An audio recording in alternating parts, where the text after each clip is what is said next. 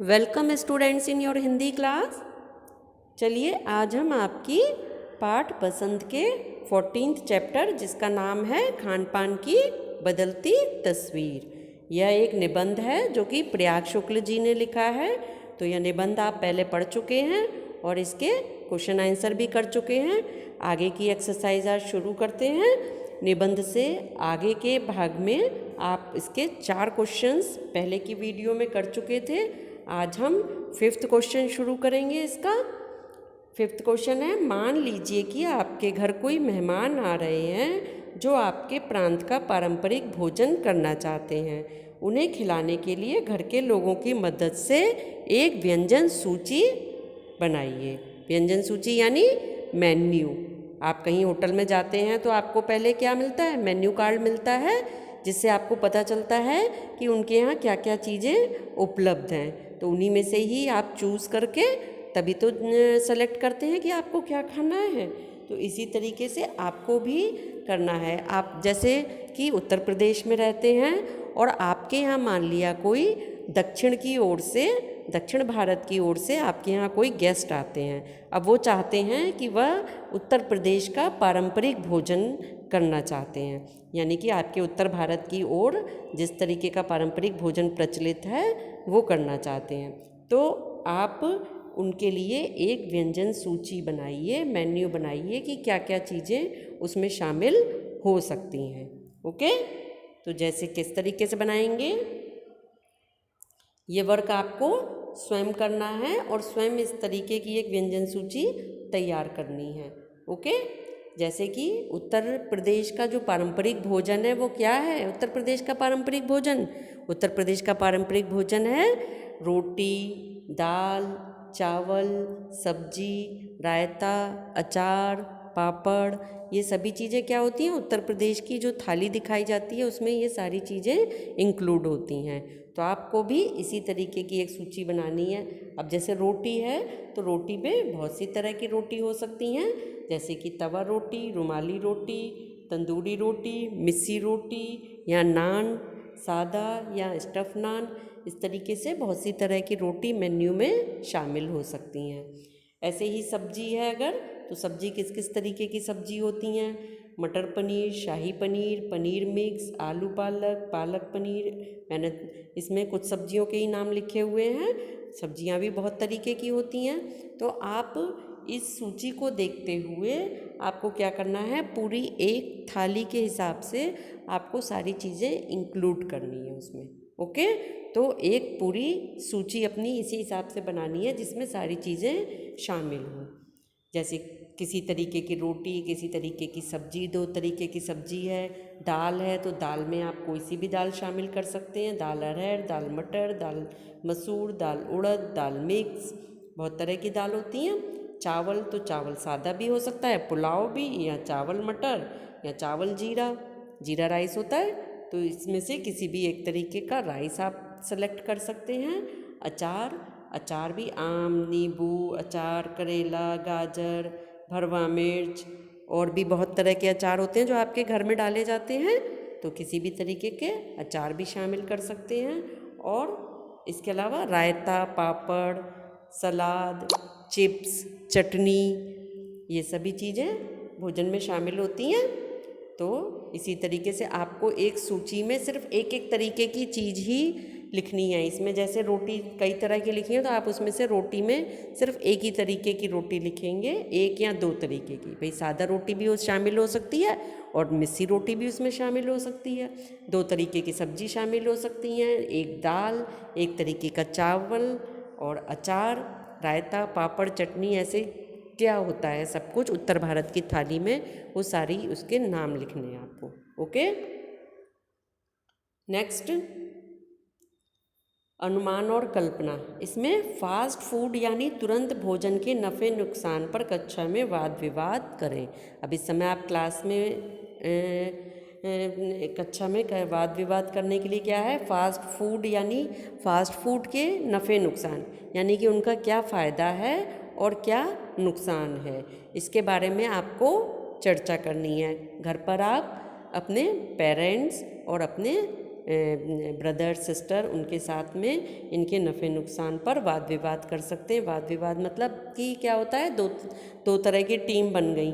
अब एक टीम आपके ब्रदर सिस्टर की हो गई जिसमें कि आपको लगता है कि फ़ास्ट फूड के फ़ायदे हैं, आप उस पर बहस करना चाहते हैं। एक तरफ आपके पेरेंट्स हैं जो कि बताना चाहते हैं कि फ़ास्ट फूड के ये नुकसान हैं। तो दोनों लोग अपना अपना पक्ष रख सकते हैं इसमें। फास्ट फूड भोजन तैयार करने में तो समय की बचत होती है, साथ ही साथ स्वादिष्ट भी होते हैं, लेकिन स्वास्थ्य के लिए हानिकारक है और कई तरह की बीमारियों को जन्म भी देते हैं। तो इसका आंसर भी आपको स्वयं लिखना है। ये बहुत शॉर्ट है, आपको पूरे चैप्टर में मैंने बहुत बार बताया है, तो आप उसी के आधार पर इसका आंसर लिखेंगे कि फास्ट फूड के क्या क्या फ़ायदे हैं और क्या क्या नुकसान हैं। नेक्स्ट, खान पान के मामले में शुद्धता का मसला काफ़ी पुराना है। आपने अपने अनुभव में इस तरह की मिलावट को देखा है? किसी फिल्म या अखबारी खबर के हवाले से खान पान में होने वाली मिलावट के नुकसानों की चर्चा कीजिए। खान पान के मामले में शुद्धता का यानी कि साफ सफाई और चीज़ें शुद्ध होना बहुत ज़रूरी है। तो आपने भी अपने अनुभव में देखा होगा कि बहुत सी चीज़ों में मिलावट होती है। तो आपको जितनी भी जानकारी है, चाहे फिल्मों के माध्यम से, चाहे पेपर के माध्यम से या पर्सनल कांटेक्ट के माध्यम से, तो उसके बारे में आपको लिखना है कि किन किन चीज़ों में किस तरीके की मिलावट की जाती है। खान पान के मामले में गुणवत्ता यानी शुद्धता का होना आवश्यक है, क्योंकि अशुद्धता अनेक बीमारियों को जन्म देती है। हमारा जो भोजन है वह शुद्ध होना चाहिए, अगर उसमें अशुद्धता है तो क्या होता है, अनेक तरह की बीमारियां होती हैं। आजकल खाने पीने वाले पदार्थों में मिलावट बढ़ती जा रही है। उदाहरण के तौर पर हल्दी और काली मिर्च ऐसे पदार्थ हैं जिसमें मिलावट आम तौर पर देखी जा सकती है। हल्दी में क्या होता है, मिट्टी का पीला रंग करके मिला दिया जाता है, या काली मिर्च में पपीते के बीज। आपने पपीता खाया होगा तो देखा होगा उसके जो बीज होते हैं वो बिल्कुल काली मिर्च की तरह लगते हैं। तो काली मिर्च में पपीते के बीज को मिला दिया जाता है। इसके अलावा दूध में भी पानी का मिलाना तो आम बात हो गई है। दूध में भी पानी को मिलाना आम बात है। जो दूध लेके आते हैं वो क्या करते हैं, पानी मिला के ले आते हैं, जो कि स्वास्थ्य के लिए हानिकारक होता है।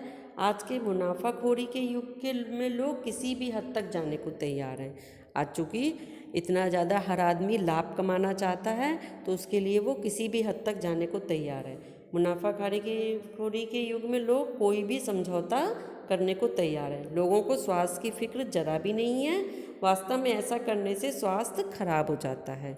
इस स्वास्थ्य की किसी को फिक्र नहीं है। उनको क्या है, सिर्फ कि उनको सिर्फ अपना मुनाफा दिखता है। आँखों की रोशनी कम हो जाती है, लिवर की खराबी, सांस संबंधी रोग, पीलिया आदि रोगों को जन्म देते हैं। सब्जियों में डाले जाने वाले केमिकल्स से हमारे स्वास्थ्य पर विपरीत प्रभाव पड़ता है। सब्जियों में भी आजकल क्या किया जाता है, केमिकल्स के इंजेक्शन लगा दिए जाते हैं, जिससे वो सब्जी जल्दी ही बड़ी हो जाती है। या कोई कच्ची सब्जी है जैसे कच्चे केला इत्यादि हैं, तो इनको पकाने के लिए भी केमिकल्स का प्रयोग किया जाता है और इससे वह जल्दी ही पक जाते हैं। लौकी है, इन सब में भी कई बार इंजेक्शन लगाया जाता है और इंजेक्शन लगाकर उसका आकार बड़ा कर दिया जाता है, जिससे कि वह जल्दी ही बिकने के योग्य हो जाए। मिलावटखोरों के प्रति सजग होकर खाद्य पदार्थों में किसी तरह की मिलावट का विरोध करना चाहिए। तो मिलावटखोरों के लिए क्या करना चाहिए, हमें उनके प्रति सजग हों यानी सचेत हों, और खाद्य पदार्थों में किसी भी तरह की मिलावट होने के लिए हम उनका क्या करें, विरोध करें, उनकी कंप्लेन करें। नेक्स्ट है भाषा की बात। तो भाषा की बात का पहला क्वेश्चन क्या है, खान पान शब्द खान और पान दो शब्दों से जोड़कर बना है। खान पान शब्द में और छिपा हुआ है। जिन शब्दों के योग में और अथवा या जैसे योजक शब्द छिपे हों उन्हें द्वंद्व समास कहते हैं। पहले भी आपके चैप्टर में आया था, तब भी आपको समझाया गया था कि द्वंद्व समास किसे कहते हैं, जिसमें दो शब्द जोड़कर बनाए जाते हैं, उसके बीच में य और या जैसे शब्द छुपे होते हैं, तो उन्हें क्या कहते हैं, द्वंद्व समास। नीचे द्वंद्व समास के कुछ उदाहरण दिए हैं, इनका वाक्यों में प्रयोग कीजिए। सीना पिरोना, भला बुरा, चलना फिरना, लंबा चौड़ा, घास फूस, कहा सुनी। तो ये सभी क्या हैं, द्वंद्व समास के उदाहरण हैं। इनके आपको वाक्य प्रयोग करने हैं। तो ये सभी वाक्य प्रयोग आप स्वयं करेंगे। नेक्स्ट, कई बार एक शब्द सुनने या पढ़ने पर कोई और शब्द याद आ जाता है। आइए शब्दों की ऐसी कड़ी बनाएं। ये भी एक तरीके की क्या है, अंताक्षरी है। ये अंताक्षरी की तरह है कि जब कभी भी हम कोई शब्द सुनते या पढ़ते हैं तो उस शब्द से मिलता जुलता हमें कोई दूसरा शब्द याद आ जाता है। मिलते जुलते से तात्पर्य यह नहीं है कि हमें कोई उसके मेल का ही शब्द याद आता है, हमें उससे संबंधित कोई दूसरा शब्द याद आता है। तो नीचे ऐसे शुरुआत की गई है, उसे आप आगे बढ़ाइए। कक्षा में मौखिक सामूहिक विधि के रूप में भी इसे दिया जा सकता है। तो इसको मैं आपको क्या करना है, कुछ आपको वर्ड्स के वो दिए जा रहे हैं, इससे आपको इनकी कड़ी आगे बढ़ानी है। जैसे समझाती हूँ आपको। पहला वर्ड क्या है, इडली। अब इडली शब्द अगर हमने आपसे बोला तो आपको इडली से क्या ध्यान में आएगा, इडली कहाँ ज़्यादा फेमस होती है, दक्षिण में, साउथ की तरफ होती है। तो आपके दिमाग में एकदम से शब्द क्या आया, दक्षिण। अब आपने बोला दक्षिण, इसके बाद दक्षिण से क्या याद आता है, दक्षिण का कोई सा आपको शहर या राज्य याद आ सकता है। जैसे याद आ गया कि केरल, केरल, केरल से क्या याद आया, केरल का कौन सा प्रसिद्ध त्यौहार है, ओणम। तो ओणम याद आ गया आपको, मान लिया। अब ओणम, ओणम क्या है, एक त्यौहार है, त्यौहार शब्द याद आया। त्यौहार से क्या याद आया कि छुट्टी। अब छुट्टी भी याद आ सकती है आपको, ज़रूरी नहीं है कि छुट्टी ही, आपको कुछ और भी याद आ सकता है कि त्यौहार यानी कि हंसी खुशी, नाचना गाना, पकवान, कुछ भी याद आ सकता है। छुट्टी से क्या याद आया, आराम। इसी तरीके से नीचे ये जो दिए हुए हैं इनसे आपको इसी तरीके की कड़ी बनानी है और इसको आप एक तरीके से अंताक्षरी के रूप में अपने घर में भी खेल सकते हैं। पर इसको आपको क्या करना है, कॉपी पर भी करना है।